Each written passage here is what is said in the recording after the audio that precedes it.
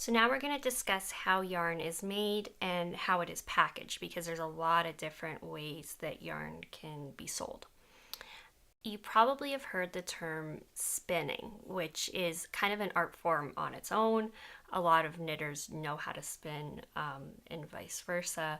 But spinning is kind of what you think of when you think of that big spinning wheel that we all see, like Rapunzel would be a great example. There's a spinning wheel in that movie.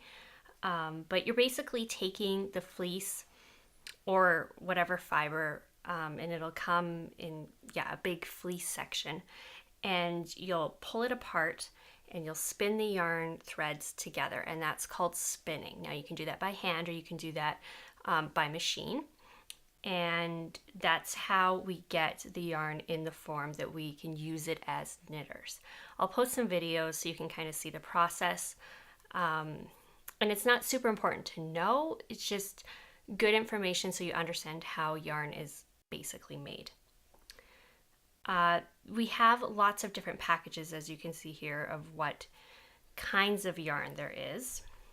The first one is called a hank, and now this is yarn in this form is not usable. As a knitter, we actually have to take it out of this twist and roll it up into a ball.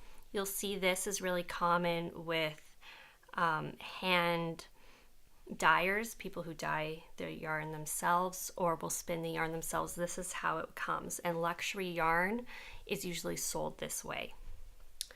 The other one you'll see is called a skein, and that comes just like this. It's a center pole, so you would use your yarn from here. And this is usually what happens when you have machine-made yarn or machine-manufactured yarn. This is the most common one you'll see, and again, it comes, you want to knit from this side and not from the outside of the ball. Another way that's really common is called a donut, and it literally looks like a donut, and you just knit from the strand that's inside here. And really simple, it's just another way that they package yarn.